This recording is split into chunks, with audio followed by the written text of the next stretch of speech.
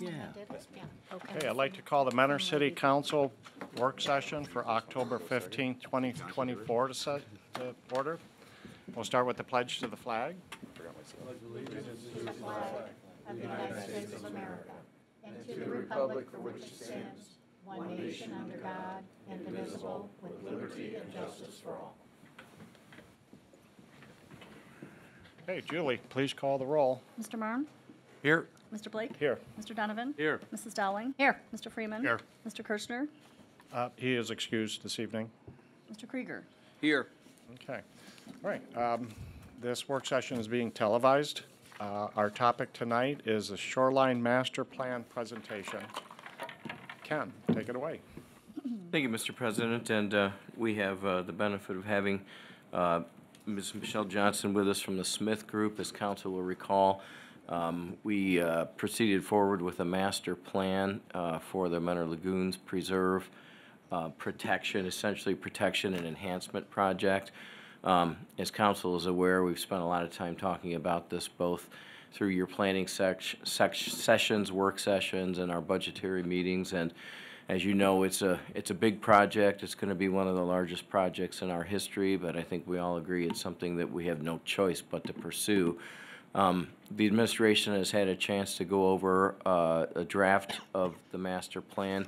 We made a few suggestions, but essentially it conforms with a lot of what I think council has expected, as well as taking into consideration a number of the input that we received from the public at the earlier public sessions. So with that, with your permission, Mr. President, we would turn it over to Ms. Johnson. Welcome. Great, thank you. Thank you for having me. Happy to have this interactive. So if there's something that comes up, I'm happy to pause, answer questions as we're going through, making sure we are going to take you all the way through the process. Just very quickly as a reminder of where we started, where we were, online survey, public meeting, and now kind of these final draft recommendations. So for anyone that did miss a meeting along the way, we're going to lightly touch on it. Don't have every single slide from every single former presentation, so if there's something you're wanting in greater detail, happy to send you a PDF from prior. So, kicking off with the project study area, we have the main focus on your shoreline, right by the lagoons, right by the Mentor Harbor, right by the nature preserve. Our project area is roughly along your public shoreline, what the city of Mentor owns. We are not looking at any of the parcels other than to make sure that we don't have a negative effect moving west or east. We are only looking at public parcels that the city owns. The big thing about this map that's important, and we're going to talk about throughout, we are having a transport issue with your sediment. So we are basically eroding at a very, very rapid rate. Those blue lines are indicating where all of your near shore sediment is going and what direction. That's not a good thing. Existing conditions, I think everyone has been out there. Basically, far west is very high bluff that is eroding rapidly. Central area, kind of a mid bluff, also eroding pretty extremely. Once we get to the very far east, it's pretty nice beach, eroding, but not that bad. Getting into our project goals, and these haven't changed. This is something that we went in very early on saying, hey, these are our goals now. This is a fluid thing. We're happy to amend them and revise them and update them as we go through. And all the way through this process, this is something that has really remained tried and true as we've heard from the public and we've heard from all of you. So restoring, preserving, protecting, and enhancing. This is really important, especially with grant money. These things mean different things. So as we talk about restoration versus preservation versus protection versus enhancement, there's different grants out there for different elements. And I think this is very important that we kind of live by these goals with this project, but also make sure that we're pulling out the elements that we know is out there with grant dollars to be able to kind of move those four goals forward as we see it in the funding world. So the coastal assessment, we have a lot of data-driven information. We did a whole baseline basis of design. If you want to see that, please let me know. We have all of your wind and your ice analyses in the background. We showed those at the first public meeting, but I didn't bring them here today. This is a very generic graphic, though, of that shoreline erosion that we're seeing. This is per year. This is substantial. We're not seeing this anywhere else within Ohio right now as far as a rapid rate loss. Obviously, east side of Ohio, we get more bluff. We start dealing with that erosion loss, but 8 feet per year is pretty extreme. And the longer we wait, the more that things happen. So that western segment is 8 feet or more a year, roughly 4 feet in the central region along what you publicly own. And then again, that eastern side, it's, it is eroding, but it's nowhere near at the rate of the west and central part of the study area. Yeah. Is there, excuse me, Mr. President, I apologize. Is there a reason for that? Do you guys have any idea? Because us boaters right there, we can't figure it out. It has to do with how, and this is, I apologize, Jason was going to be here with me tonight, who leads our national waterfront practice. So he would be able to give you a very, very technical answer to that. But what's happening is underwater. It's the sand and the way that the sand is moving, and or not enough sand, basically. And the big thing that we're going to talk about as far as how we're fixing this is a big renourishment project of bringing in a lot of extra sediment and sand and making sure that we are restoring what is happening not only underwater, but making sure that we are correcting your bluff so it doesn't happen again. That makes sense because, Janet, you probably remember there used to be a rooster tail out there. There used to be a sandbar. And us boaters knew enough where you could be like chest deep. When my kids were little, jump off the boat, and I'm in the quarter mile, half a mile out. So us boaters would go all around it or real close ashore to get around it. So it does make sense. Okay. Well, thanks. I learned something. Shit. That's a very I apologize. Thank you. I had to know. That's a very high-level answer. Our team, if you want something more specific, I can pull out the pages from the basis of design report that gives you kind of, we have it exactly what's happening, where it's going, how often, what time of year, the details. I'm going to have to explain it this weekend when we're down there closing up shop. So Okay. That's perfect. Thank you. So this is pretty major. If we do nothing, ostrich head in the sand, this is what it's going to look like in a couple years. Everything that's shown in red, based on those blue lines I was showing of the sediment transport, that's basically going to be the shape of your erosion of the earthen hillside that we're going to be losing here. So it's pretty critical that, now that we know that this is happening, we go out there, even our surveyors, when they're going out there, there's land gone that they originally surveyed that is no longer there. So this is the pattern that we're seeing of what continued erosion is going to look like. Roughly those red areas will be gone. And we're talking short term. This is not a midterm piece. We're expecting 3 to 5 years. We're going to start looking like that. That being said, so we knew that. We went in, we did our basis of design report as a very preliminary standpoint. We also did a preliminary bathymetric survey to help us with that basis of design.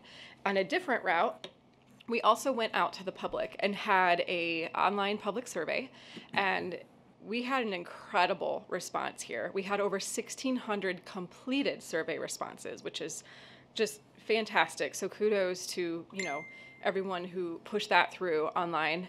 But 1,200 of them were Mentor residents. And we did go through, so we did not block IP addresses. That's a question that I got multiple times of, well, can multiple people from the same house go in and vote? Well, yes, because, people have adult children that live with them or young kids that live with them, spouses. I know my husband and I like filling out things separately and have different opinions. So we did allow the same IP address to fill it out, but we did go through and double check. There were very few of them that were actually duplicate, and they were not duplicate IP addresses, and they were not the same responses.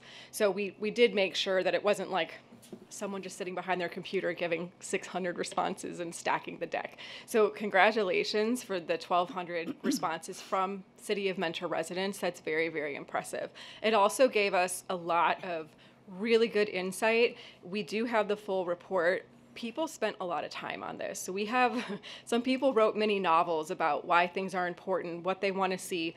Almost all of it was positive. People really, really cherish this waterfront, and they want to see all of those goals that we talked about These words we did not take from the survey, but over and over again, we saw these goals restated in different ways from your residents and the online survey respondents. We had a lot of questions. This one is one that I thought really captured the overall desire. We asked it sometimes in different ways, but first and foremost, people wanted beach access and accessibility, ecological restoration, improvement, retention, and nature was very important. Trails, trails, trails. People really wanted to see trails, additional ones, new ones, preserved. We did hear a lot that the existing trails out there people really like, and they didn't necessarily want those to change, but they wanted more, basically. Water access was incredibly important, and then viewing and sightseeing. Not to say that parking and fishing and safety and that weren't important, but you can definitely see based on that chart, they just weren't to the extreme that all of these other items were. And again, we have the full results if you want to see them.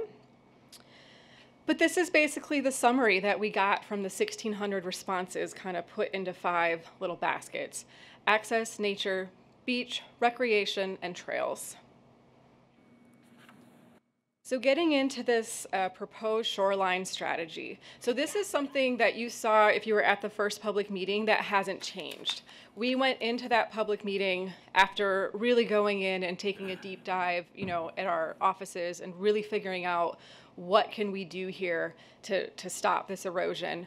So Councilman Marn, what you're seeing, that kind of sandy color, that is going to be new sand over time. Some of it's dumped in, some of it actually starts collecting with the wave action. So those sand, dunes, if you want to call them that, are going to be human constructed, but those are going to be a huge element of how we're going to protect your future shoreline after we've gone in and, restored it back to what it needs to be. So all of that is, we're going to show you some items and how we can maybe get access to these, but those are pieces that we absolutely need in order to be able to save the remaining shoreline. So it's going to look a little bit different. The coastline is going to look very different compared to what it is. You talked about sandbars underground. You're going to see these from above ground.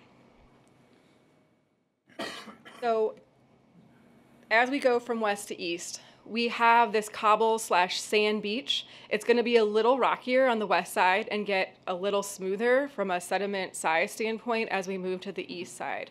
So on the west side, we're going to have just a higher density of that texture of that cobble sand material. We also have an existing cemetery. We don't know yet if anyone's actually buried there. We know that there are memorials there. There will be due diligence done to understand if there are bodies there or anything else. We will be doing that due diligence. It will be required by the state. It is a known cemetery. And just for the record, it is awfully close to that shoreline. So we're, not sure how long it's going to remain there, but it's with the erosion. Back in the day, it wasn't close to the shoreline, but with our continued erosion that has been naturally happening, it is very, very close. So we're keeping an eye on it. There's not much we can do if it does fall in, but we know the course of action that we have to take from a due diligence standpoint if it's remaining. Then we start getting into, and I'm going to show you a graphic of what this looks like in a second, the regraded and restored bluff. This is a pretty major element that we're actually going to have to pull back your existing bluff edge and grade it out and smooth it out in order to get all of this stabilized. And I'll show you a sketch of that in a second of what that is today versus what it's going to need to look like in the future. And then we also have a wetland treatment area that is going to be more upland that you're seeing in the very eastern side. So those are kind of the near shore items that are along your shoreline itself. But then we start getting into the upland areas. We actually not only have a lot of erosion happening from your water side in, but also from the top down.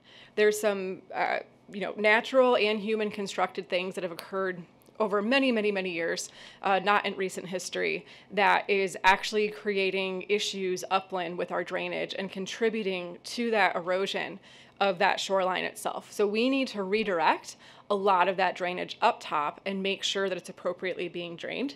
A lot of it's wetland, some of it's not. We're going to be doing it's actually occurring right now, a full wetland delineation of understanding where those are, how they're going to connect and how they're going to appropriately, get that water either down or away from where it is causing erosion. Any questions so far?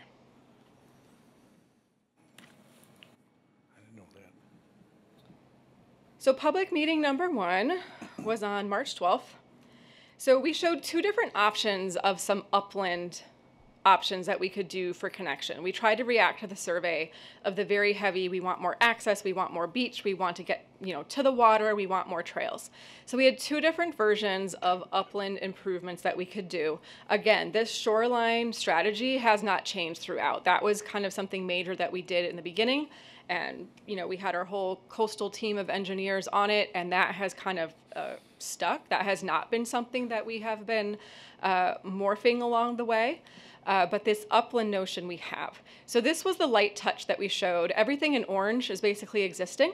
And then we basically just showed 2 different green lines that you're seeing up there that were just closing loops, essentially. And we heard loud and clear at public meeting number 1 that this wasn't enough, that people wanted more.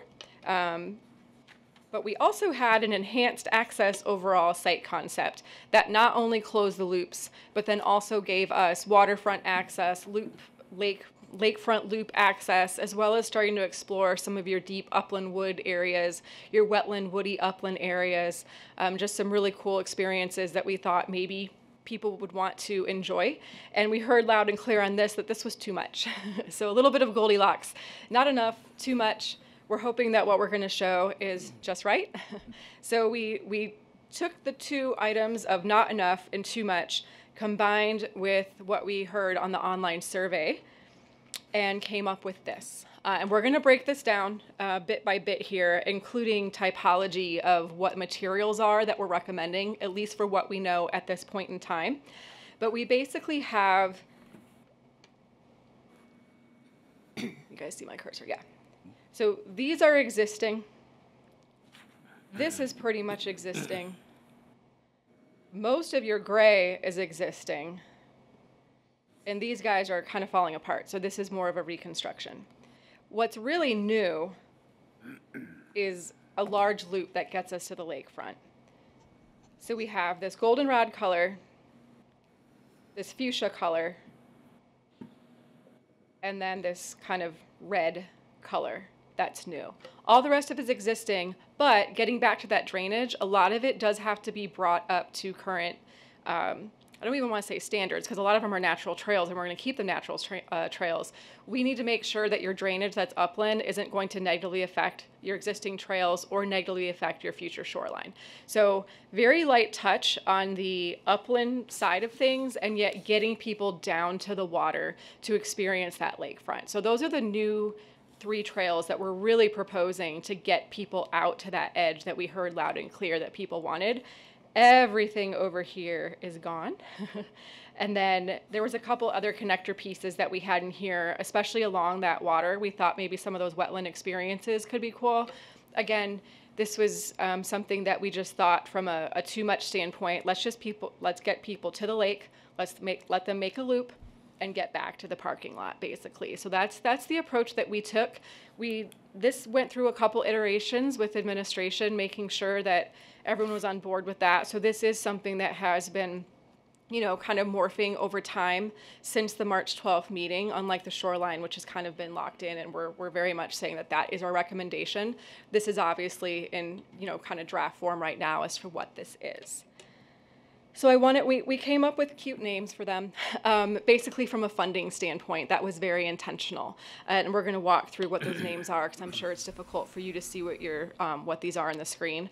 But all of these different pathways, trails, etc., have different experiences. Some of them could be educational, some of them can be restoration, some of them can be linked to habitat. So we wanted to make sure that we were tying these all together and kind of giving them an identity, because we know from past experience when these types of transportation and mobility enhancement pieces, whether they're active transportation or just for recreation, when we start giving them personality in life and tying them to things like ecology and education, that's where grant money really starts glomming on and seeing that life. So that's kind of why we came up with these names.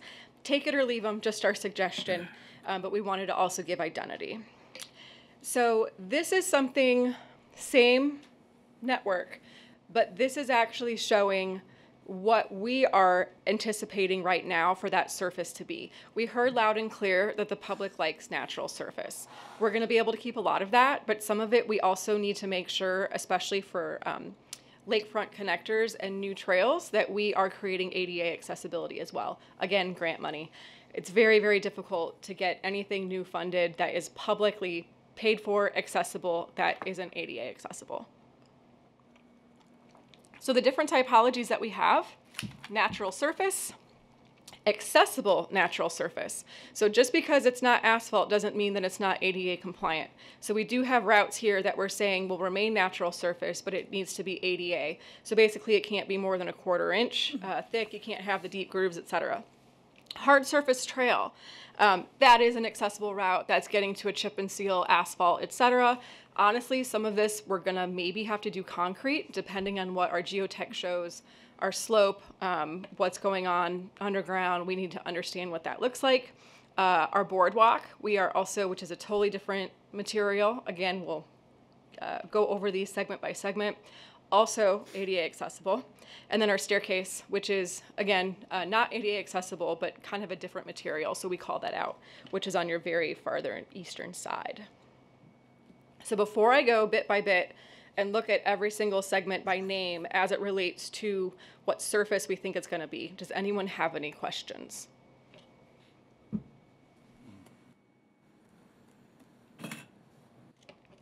Okay. So our first one is the nature preserve pathway. A lot of this already exists, but we are showing from your parking lot and the main alignment of it until you get up to what we're calling the Sawyer's Point pathway. Natural surface, which we heard loud and clear from the public that they wanted, but improved to be ADA accessible. We also are going to need some of that for drainage. There are major drainage points along there that we're going to have to fix in order to keep this thing living and thriving for your public. So we are not proposing to pave this, but we are proposing to bring it up to ADA standards. Then when we start moving along the coastline itself, it changes to a natural surface that isn't necessarily ADA. It exists today. With your erosion, we're actually going to have to pull it back again. It's going to disappear soon. So reconstruct it once your shoreline is regraded and restored. And then what people experience now will just be the same thing, but pulled back a little bit. Harborview Trail. This is also a connector piece that we are giving for access to create a loop, but we are not showing right now that this is ADA accessible. This is basically an experience that creates a loop. We heard a lot of runners on that survey that runners in general like doing loops, not out and back. So this creates a great walking loop or running loop. The ADA accessible route to get you down to the lake is up here. So we saw this loop as being just a really nice experience, but doesn't need to have a lot of dollars invested in it. Doesn't necessarily need to be ADA compliant because we are giving an alternate route. The lake loop. This is all segmented. So the part that you're seeing going down and around the slope, that is not only going to have to be hard surface. We're expecting retaining walls and concrete in there, but it's going to get you to a really, really cool experience. So that's something that this is one of the key access points that gets people down to that water and is going to get people to that really cool new coastline that you're going to have. That's still access to water. It's just going to look very different than it does today in order to protect your shoreline. Then we are showing an accessible boardwalk. Again, people want it to be at the lake, in the lake, along the lake. This is something that is ADA accessible, proposed to be ADA accessible to create that. And then this piece right here, we are connecting. A lot of it exists. It's falling apart though. This is a natural surface. Again, just improvements for drainage. We are not proposing for that to be ADA accessible. So from an ADA standpoint, this is an out and back, which is totally fine for grant funding as long as people can get down and back. So if you did need to use that accessible route, you would start from the parking lot, go up here, down, around, to the east, and then come back. Any of these we can convert to being an ADA accessible feature or trail, pathway, whatever you want to call it. It just adds some dollars. So we tried, again, looking at that light touch, making sure that we were creating experiences that were accessible, but not to the nth degree. Forest Pass. This is a totally different experience, which is why we called it something different, just upland, woody, very cool experience. We are showing most of this as being natural surface but ADA accessible, with this little bit, as we start getting into your drainage and topography, that changes from being a natural surface accessible route to a hard surface accessible route. Our wetland walk, not the cutest names, but it's kind of what it is. Those exist. We just are going to need to do pretty major drainage improvements in order to get those just to survive and thrive and not contribute again to what's happening right now from your upland drainage issues that are causing that erosion. Those exist. They're going to need to have drainage improvements, pretty much leaving them be. There's going to have to be some human construction out there, so they're going to need to be touched, but we're not talking about moving them, nor are we talking about making them ADA accessible. Sawyer's Point Pathway. Again, this is another kind of destination experience. This is the other one, basically, that we are showing that takes advantage of what people know as Sawyer's Point. Hard surface trail, again, we have switchbacks, we have slopes, we have all sorts of fun things happening here. The reason it's so long is because of that rise over run, making sure that we are ADA accessible. And our goal here is not to hit 5%. That's a very rough, if you were in a wheelchair, being on a 5% slope, that's not comfortable. Or if anyone bikes, like I don't like biking more than 2.5% up.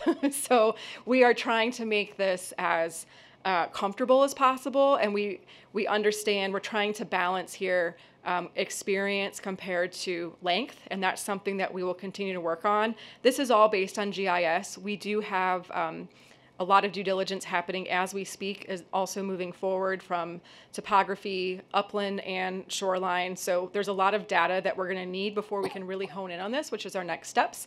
But we do want to stress that we don't want to be meeting minimum criteria. We want this to be a very friendly and a nice user experience, basically. So this is a hard surface trail, ADA accessible, and you're going to see in a couple slides we do have, you know, an interesting overlook thing that we think would be, I think, used. We heard it very, very strongly in the survey that people want a there. They want an experience. They want sunsets. They want views of the lake, a space to stop. So this is one of the areas along here that we are showing. So that's kind of what you're getting to. With that switchback. Again, this is an out and back. So for someone that needs that ADA accessible route, you get to the destination of the lakefront and you come back up. That is the experience from that standpoint. We are then connecting, and this was very important from the administration. We actually extended this boardwalk. The length of it we're going to have to play with once we get in all of our geotech and our survey. But it was very important that this boardwalk gets us to that very fine sand beach that we have on the east side. So wherever that starts, we want that ADA experience to get us all the way there. We don't necessarily need to get people into the sand, that's their choice, but getting it to that different material and to that different experience was very important for staff, and so that's something that we actually made this longer per request because it was important for the team to get us there. And then last but not least, just the replacement of your eastern, again, not the sexiest name, the Eastern Beach Stair. If anyone has a better name for it. This one's honestly going to be tough to fund just from a outside funding standpoint, but it's also not that expensive of a project to get us that stairway back in there. Not ADA accessible. So, taking away the typology of the actual surfaces and getting us back to our loops and our networks. Does anyone have any questions? I know that was a lot of information. Michelle? Mm-hmm. So how many different funding sources do you anticipate and how many different grants to make the project happen? A lot. That's all. Yeah, there are certain things that we know are out there that we can go after. And then there's certain elements that are going to be a little more difficult to fund. But I think the big thing that we need to think about here is that this isn't just shoreline, this isn't just trail, it is also habitat, and it is also Great Lakes resiliency. So I think if we start putting all of those together, we can start telling the story of what things are. Sometimes we can get trails funded through wetland money because we are giving access and education standpoints. You know, people can't get there and learn about those wetlands unless they have a trail to go on. So there's different pieces and parts out there, but we are working on that in the background. We've been pretty successful, knock on wood, of getting these big pieces. The one thing that I would say, though, about the trail network is that if we want to start going for the larger federal money, which we haven't really talked about yet, we're going to need to connect to a larger trail network. So this in isolation is not going to get us those ODOT dollars that come with larger price tags. And there are elements here that, you know, could be very desirable for that type of project if we can connect basically from here on some regional connectors. Then all of a sudden that starts opening us up to trail money. But there's a lot of other money out there that we have been working on with the city. We already have been working on. We're proceeding to move forward with other options. So we're on it. Does the bike path on Lakeshore count? Can you count that as if we connect that? Is that possible? Are they bike lanes? Correct. Harder sell because normally they want to see like uses to like uses. So the type of rider that would use a bike lane is not the same type of rider that feels comfortable on a trail, or I should say vice versa. Trail users typically don't feel comfortable on bike lanes. Makes sense. Okay, Yeah. thank you. It's not out of the question, but that one's tougher. So I have a question. Natural trail surfaces that are ADA compliant, what are those surfaces? Have you been on the towpath out in the national park, the crushed limestone? No. Okay. I know what crushed limestone Yep. feels like, so. So the big thing is, you know, it can be multiple things, basically. Crushed limestone is the most popular, used around here. People tend to be familiar with that. It ruts, though. And so that's the part that, yes, it is ADA accessible when it's installed, but if we're going to couch it as that, we need to make sure, and it's easily fixed by service staff, but we need to make sure that we are paying attention to the rutting, that we're paying attention to shifting and things like that. Still a lot less expensive than a chip and seal asphalt, concrete, or boardwalk. But there are lots of different types of materials out there. You can use dirt for that matter with other crushed aggregate. The bigger thing that we really need to pay attention to is that drainage. We don't want to do a whole big project and then have it wash away. So that's where we really need to start paying attention to what that actual aggregate material is. Okay, thank you.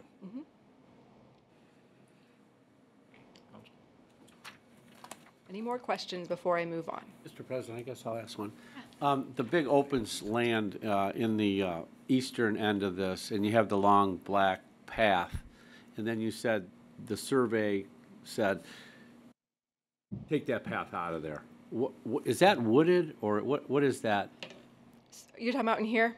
Yes, I Yeah. sort of like that path in there because can you walk around in there with, is it natural woods and all that? I haven't. Like woody, upland woody wetland. So there are no natural paths in there now? Not that I know of. That doesn't mean that people aren't allowed to walk back there. Yeah. And for clarification, it was actually the public meeting that people said that they didn't want so many trails. We didn't actually show maps on the online survey. We just said in general, what do you want? And that's where trails are like more trails, more trails, more trails. But then at the public meeting, which had, I don't know, I think 60 to 70 people, that's where we heard that the more intensive use of trails was too much. And that's where we pulled away. It just seems like we're losing a lot of land there to be able to explore and see. We thought it was a cool experience, but I think so too, but. yeah, the upland wet woody area, you know, wet woodlands are cool. What kind of path would you need in there to survive that? It would probably be a combination of, I'd have to understand the wetland delineation. You'd probably have a combo of boardwalk and then natural, if there's larger areas where we're away from that absolute wet area, depending, it's okay to be underwater too. I think that's something that, you know, sometimes when you're in a wetland, it's just not usable. I'm gonna guess though, with that being said, we would probably recommend just asphalt. So that way, if it does get inundated, connecting to certain boardwalk areas, because we try to avoid as many wetland impacts as possible on these projects. And it makes for a cooler experience. Is it pretty flat? No? No? It's not, I mean, it's not ADA, you would really have to, Okay. yeah, if you were to go in kind of the big swooping lines that we did, it would be ADA accessible from a rise over run standpoint, but there's some rolling. Seems like we're losing a big experience in there, that's all I'm saying. We have an alignment, so if that's something that you want us to further explore, we're happy to pop it back in and study it. Right now, I will say that the due diligence that we're doing does not include kind of this southern area, but the wetlands are included, because once you get into the wetland and the ecologist sees it, you have to delineate the entire thing. You can't just stop at the end of your study area. So we should grab all of this one wherever it is. Not sure that this guy is going to get picked up though, because I think it's far enough away from the other ones. But please let us know. We're happy to discuss, after, and let us know what you want us to proceed with. One more, what does that gray arch represent on the southern side there, southern side of the property? Right there, right there, what is that? I believe that's just a ridge line of topo. Okay, do you know how high or low it is?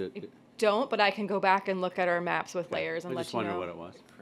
I guess I'll ask some more questions. How high is our cliff on the lake? It's got to be at least 30, 40 feet, correct?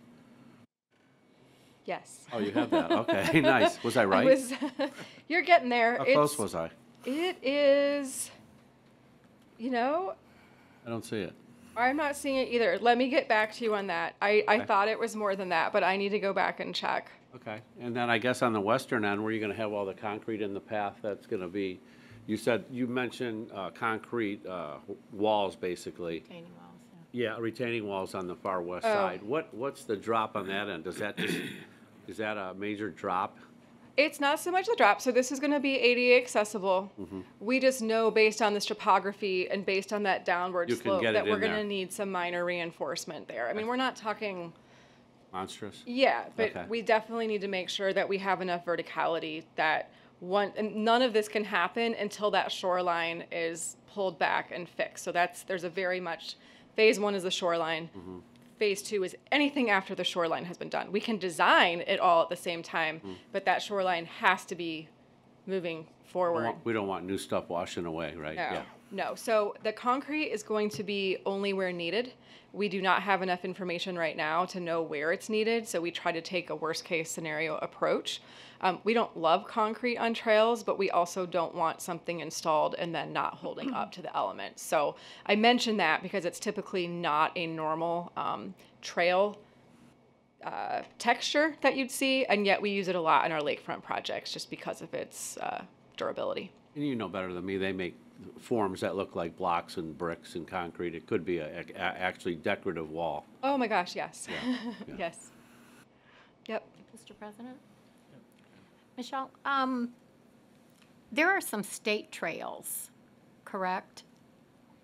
Within the city of Mentor owned property? No, but adjacent. I'm just wondering how far we are from those, from any state trails on their property. Are we really far?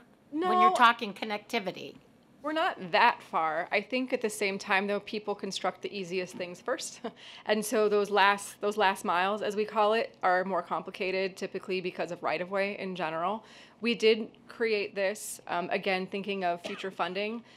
Funders want to see how this project fits into regional connectivity. It doesn't answer your question about state trails, but it does show where we are in space and what's nearby. So I think that's the bigger thing, is that we have lots of things that are almost there.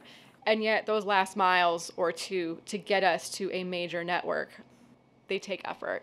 We're not that far from Maple Highlands Trail.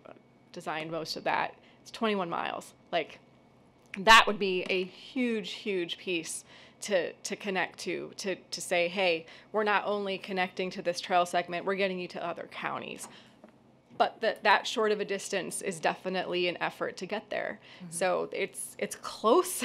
we're almost there, but they tend to be the more difficult pieces for dollars, wetland, environmental, or just needing to acquire the easements.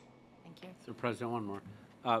Michelle, when you bring the sand in, do you bring it in with freighters and things like that? Is that how you're planning on, if that would?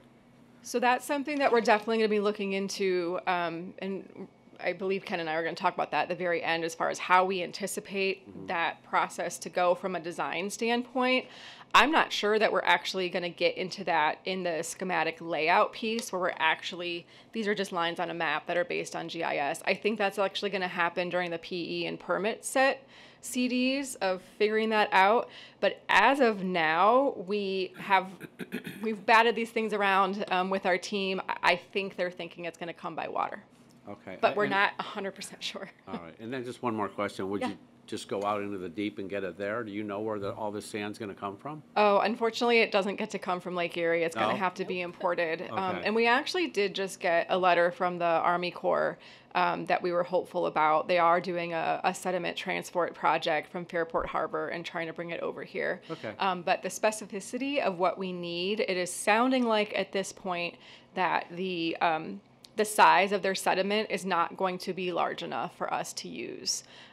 So we are in the process, through the city of our engineers are coordinating directly with them on your behalf. So we're trying to be as creative as possible. The timing also is slightly off. But it doesn't appear that their sediment is going to be coarse enough to be able to use it. But we are definitely going to be keeping our eyes and ears open for anyone that has excess, material that we could possibly use.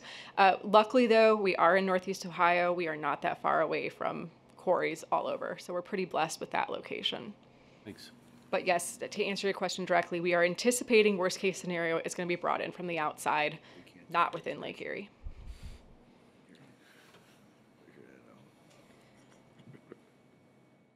And hopefully you all have this PDF or will have the PDF. I don't want to go over all these little details. A lot of these are from the master plan itself, labeling these different features. Again, thinking about grant funding and whatnot of experiences and what different trails are getting us access to and, whatnot. So happy to talk about them. Email me if you want to understand, what some of these pieces are. But a lot of this is just labeled from a master plan standpoint to make sure that especially not only our general public and you, but our funders understand what these different elements are. I did want to quickly go over what this regrading is. We are going to have to pull back your shoreline in order to fix it. So I want to make sure that we're understanding. I believe it's more substantial than 40 feet. I think we're looking closer from 50 to 100, if I'm not mistaken. That being said, though, understanding that in order to prevent this from further happening, you can kind of see our existing condition here and how we're going to have to pull this back and tie this back to create basically a brand new top of bluff. That's going to be major, and I think that's something, though, that as we talked about, not to be overly dramatic with that ostrich, that if we don't do this, it's going to erode at a faster rate, and we're going to get pulled back even more naturally than if we do it human-created. So, yes, this is pretty dramatic. At the same time, the way that it would happen naturally is even more dramatic. And we understand that's going to be a lot for some people, especially in the general public, to swallow, I guess, of understanding how that works. So we wanted to be very upfront of the order of magnitude of 60 to 90 feet needed from our current edge of shore inland, plus then the top of bluff grading to get us to where we need to be to stabilize. Yeah, Michelle, I'm sorry, Mr. President.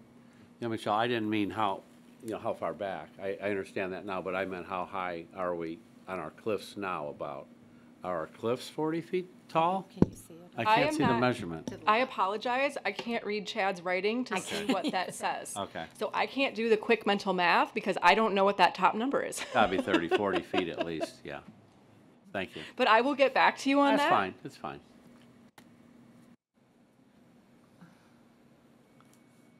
Can you read what the red one says on the left? No, to the left.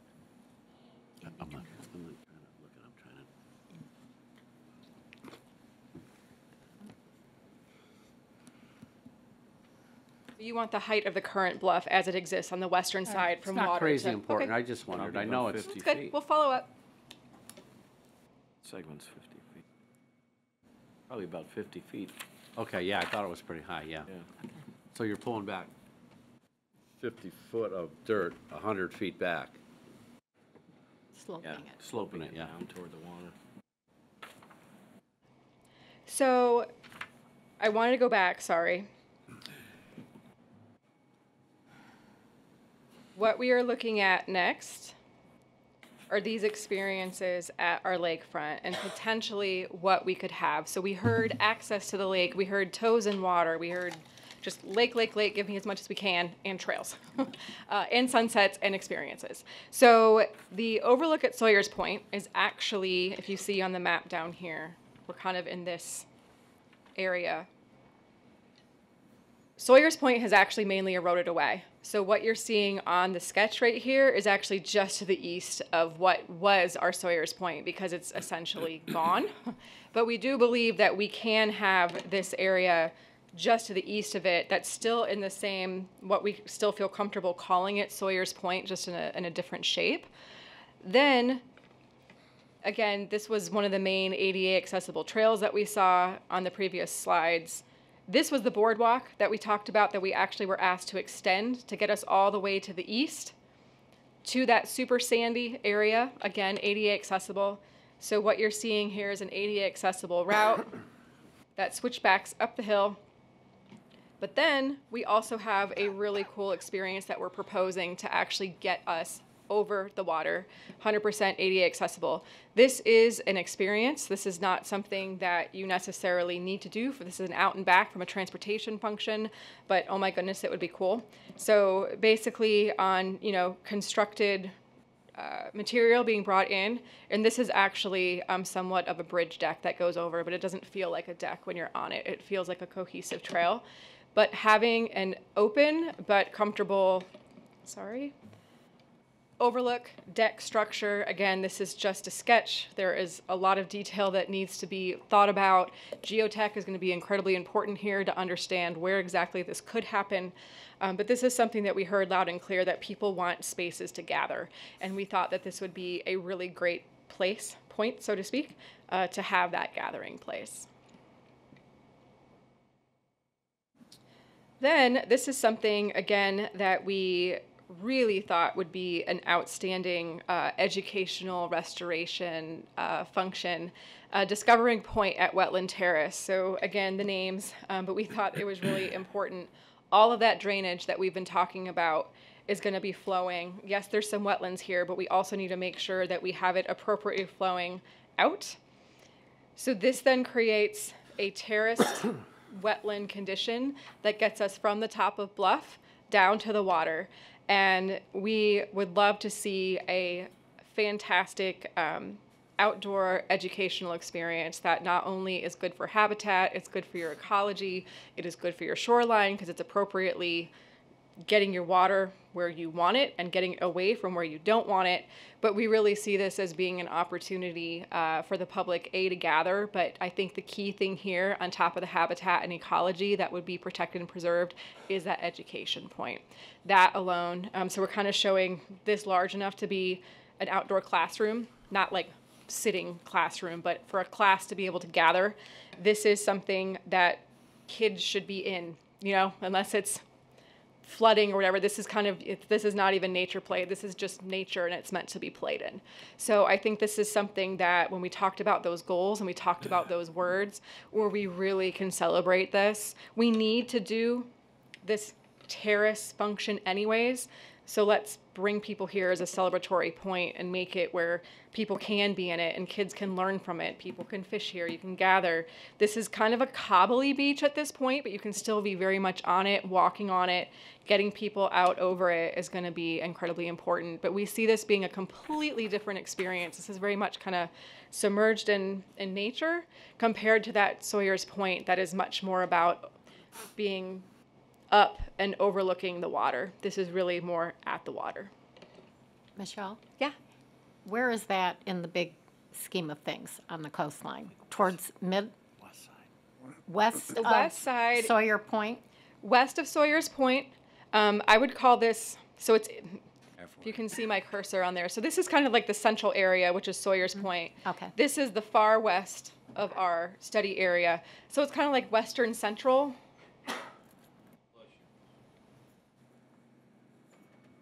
But it's where all that drainage that we talked about coming down, let me get to, there we go.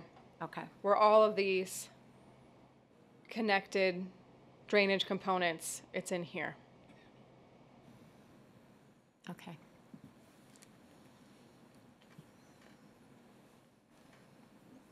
And this is just a cross-section, again, just from a graphic standpoint of being able to show not only from an experience standpoint, but also ecology of what's happening underneath there. And last but not least, I don't expect anyone to be able to read this. This is basically a habitat enhancement map graphic that we created, again, thinking about funding of all the really cool things that we're doing from an ecological habitat restoration preservation standpoint. It's a big focus right now, money-wise, and so we want to make sure we don't want to sign the city up for anything that you wouldn't be doing otherwise. There's a lot of things here that inherently need to happen in order to save your shoreline, and oh, by the way, it's good for your ecosystem and it's good for habitat. But making sure that we're thinking about that from a funding standpoint and celebrating those things, because we're going to be doing them anyways to save the shoreline, let's make sure that we are recording them and documenting them and using them to our advantage from a funding standpoint. So this map is really, yes, it's good for anyone that is interested in what potentially could be really cool here. Invasive undergrowth management. We have to do that no matter what, so let's call it out and let's see if we can start going after some money that, you know, targets these types of these elements that we have to do anyways. So a lot of information. Do we have any more questions either about what you just saw or next steps? I do. This is a big plan. And I see this going forward in phases, I would imagine. First is the stabilization, which I think my question there is, at the beginning of your presentation, you said that we have a uniquely bad situation there. So the question is, are you sure that will work? You know, with the sandbarring and I get it on sloping that. Mm-hmm. But I'd hate to see, you know, the weather really sort of changing up and causing engineering problems that make these other components not happen. Yeah. Yeah, we're pretty darn confident. I mean, we have one of the largest coastal engineering teams in the country, and we're based here in the Midwest. So I think it's something that I am not a coastal engineer, but I am very confident in our coastal engineers.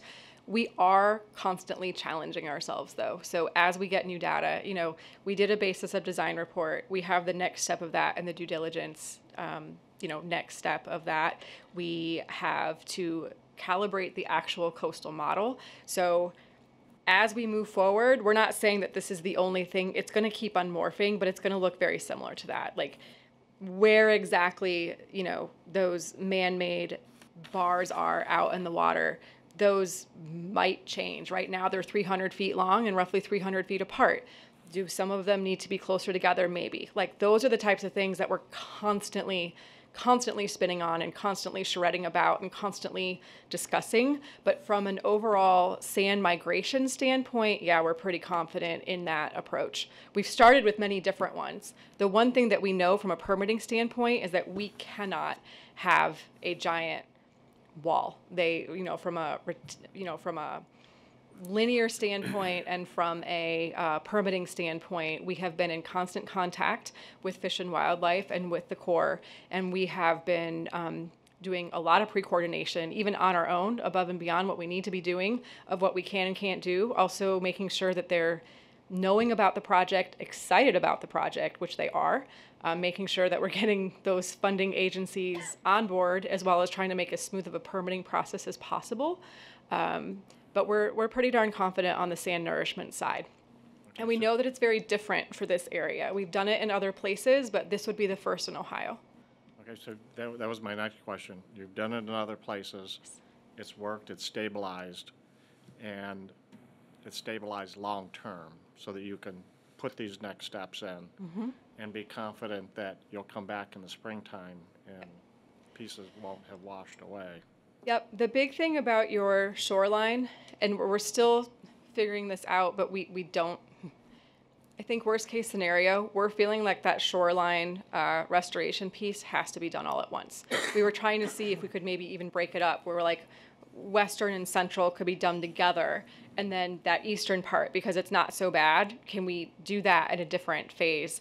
And looking at the way that that sand is migrating and so quickly pulling away, not only undercutting, but moving to the east, we're just not, we want to say that we can do it in 2 or 3 phases on that, shoreline side, and we're not seeing how. And it's something that we're constantly discussing of the what ifs. We're seeing it as being an all or nothing.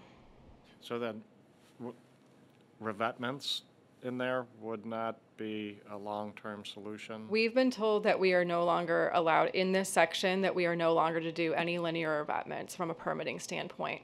And we did do the calculations, and we have, 7,100 feet here. If you look at the cost of the recent revetments, it's about the same. We know that we're not allowed to do them from a permitting standpoint, but from a linear cost per foot, our cost estimates of what you're seeing with, our solution is not really any different than what a revetment would be. Okay. Yeah, it's So expensive. that's the Army Corps that has said no more revetments? Mr. Blake, if I can chime in on that. It's been a number of years now since we were told that we could no longer proceed forward with the revetment. Mr. Swigger will tell you that we had one heck of a time trying to get the extension that we did that was necessary to protect our Lagoons area we have on the far east end, west end, excuse me. So that's really out of the question, and we've been told that consistently. Understood. Otherwise, we frankly would have already done it. I mean, it was our intention to continue that revetment past the marina, where we, I think, what was our total that we were able to lay, Dave? Our last phase is lineal about feet. 500 feet, our last. Yeah. Right. Okay. Thank you. So I guess just to follow with President Blake, though, is that, so you're indicating that we need to do pretty much the stabilization process as one sort of project.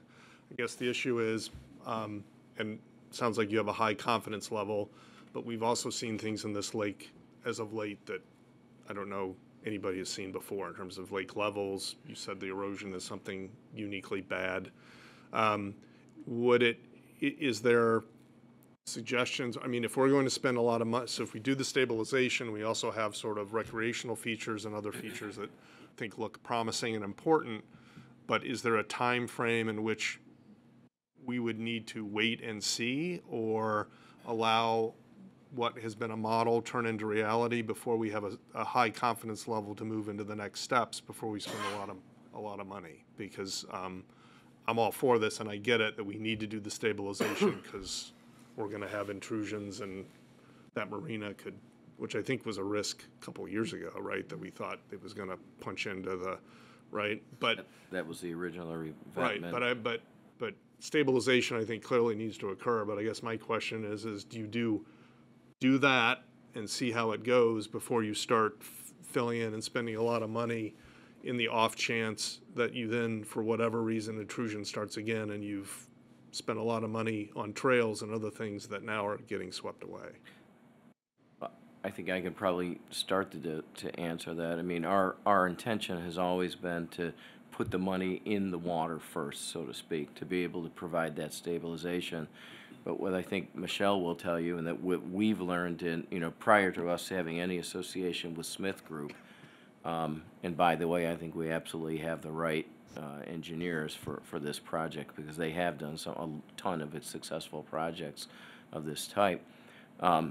Our past experience dealing with the Army Corps, with ODNR, they've looked at projects in this area very similar, and their suggestions have been very similar to what we would do here. And I think Michelle will probably tell you that there is no opportunity for us to just do, say, barrier islands without doing that sand replenishment, which I think is the most, I know is the most expensive part of this project. So what we think of as restoration, and then down the road as future phases, potential enhancements to that for recreation and just the public's benefit. Some of what we might think of as restoration, in that it's replenishing those sandy areas, those little spiky tentacles, are going to be a part of this, a necessary part of this to get permitting. So it's that's going to be where the biggest dollars are spent, is down there in the water and at the beach. The trails will come. That's where we probably have as much opportunity to get grant dollars for enhancement. But we're going to be relying pretty heavily. I'll say this now because I know we're running a little bit out of time, but one of the benefits of the due diligence contract that will be our next phase will be to get a better understanding of all the soil conditions out here. They'll do analysis of the wetlands and all of the things necessary that work in perfect concert with the regulatory agencies. And our consultants here have had a lot of experience at working hand in hand at every step of this project, which puts you in alignment to get those bigger grant awards down the road. You know, was frankly one of the reasons that we went with Smith Group in the first place, is because they do a very good job of getting excitement within that regulatory community, which helps you ease into the permitting process faster and aligns you for grant opportunities, because you're doing these projects, you're moving forward and phasing these projects in a manner that is consistent with the state's goals or the agency goals. So you know, it's you're kind of doing the projects with them, so to speak. So in other words, that if you're doing the stabilization, it has to have not just the stabilization, but it is tied into a whole project that in order to have a chance at the state funding or other funding sources, where You do it their way. you do it, you not only you're their way, but you're going much farther down into the process of the amenities that you are planning on putting in there that go beyond just stabilization. Well, I think you could do a lot of this without the amenities, but I think one of the things that Michelle was saying earlier that should resonate is that tying these things together as you're building these protective phases or protective portions of the project, if you can link them to the natural benefits that they're really looking to fund, you can get some of that you can get some of the stability stuff done, the durable part of the project done with the environmental enhancements, stuff with the wetland enhancement, stuff with some of the, all of the things that you see under the potential habitat enhancement and restoration strategies. So what we like about working with Smith Group is that we are able to look at those from the very beginning. That's why we did a master plan first, to say, here's the bigger picture, here are all the things we want to do, and if we tie them all together, we can tie the funding together in phases too.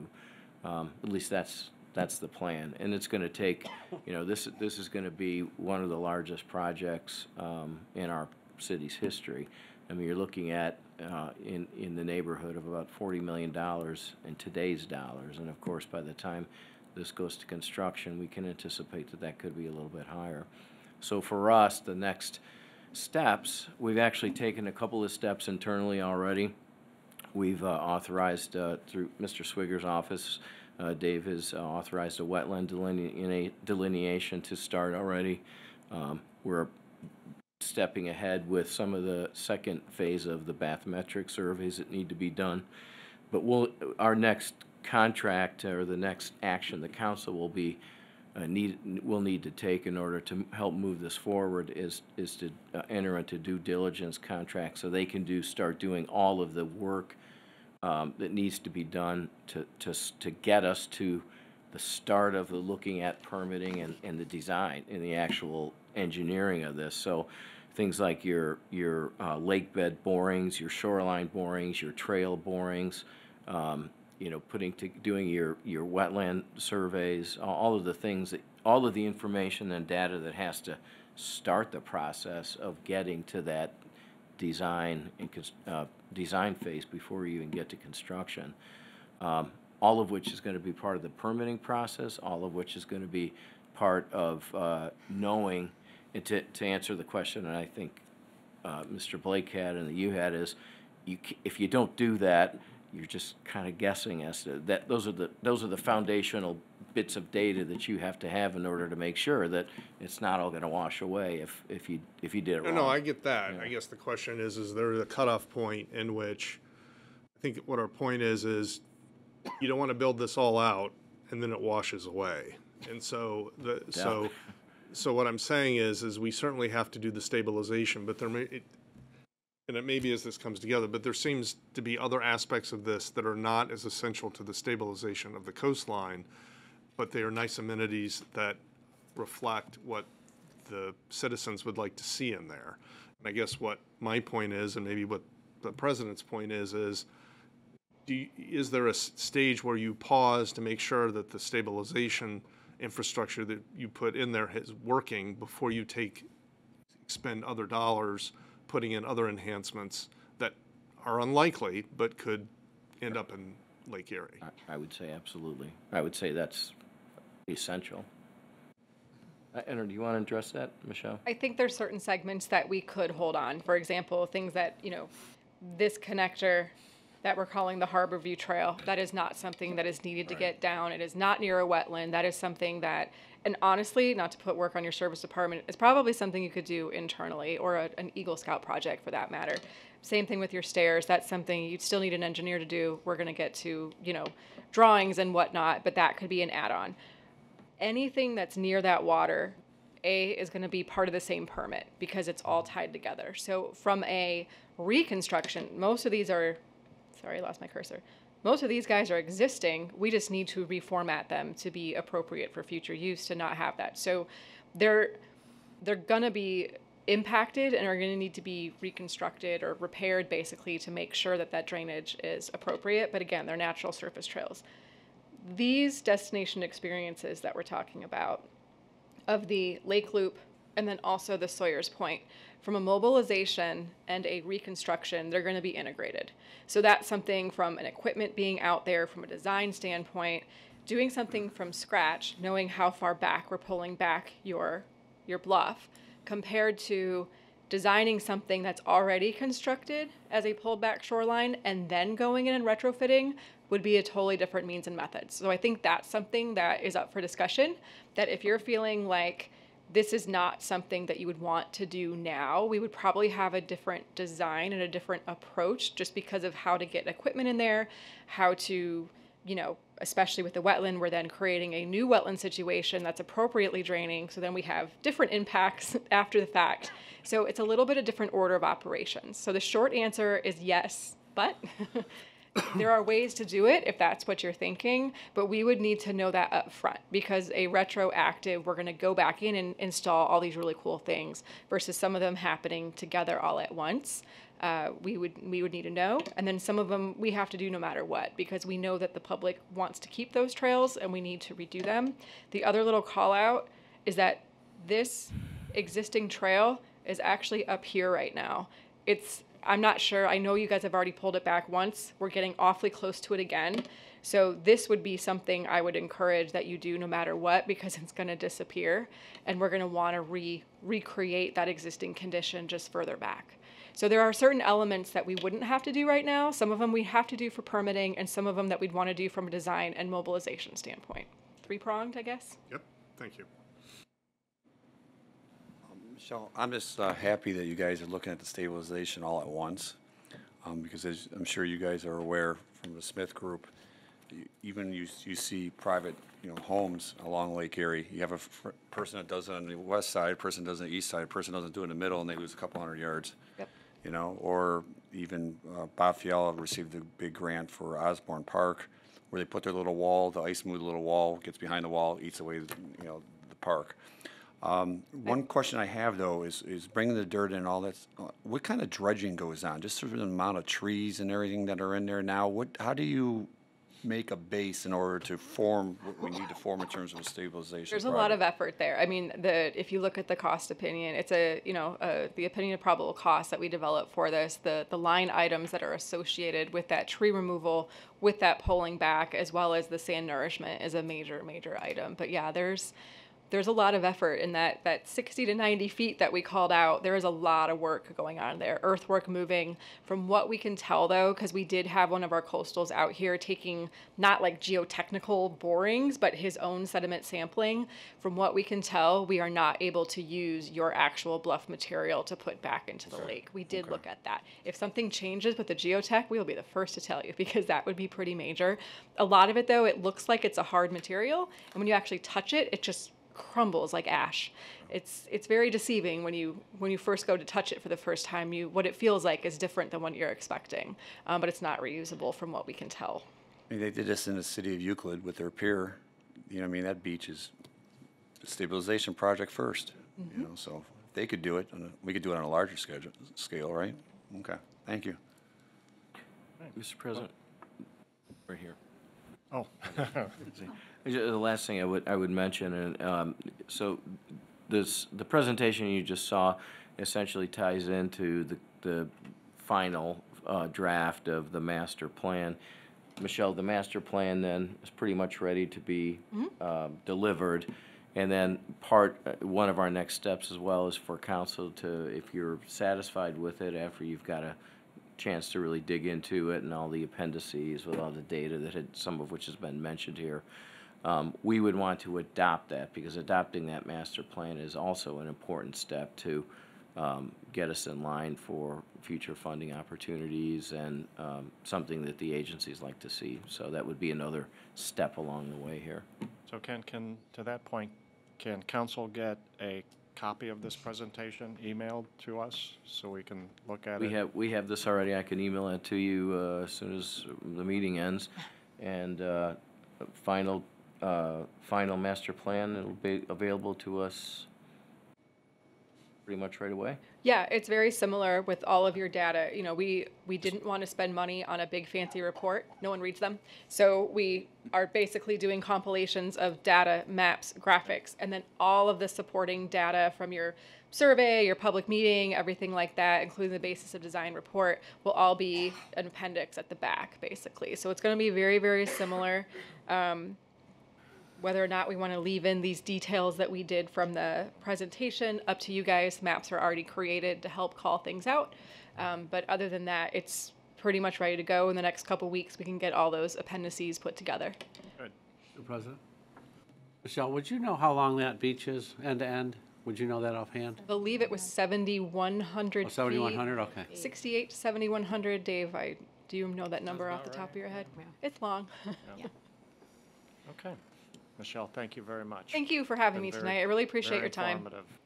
All right. Thank you. Move to adjourn? Adjourn. Second.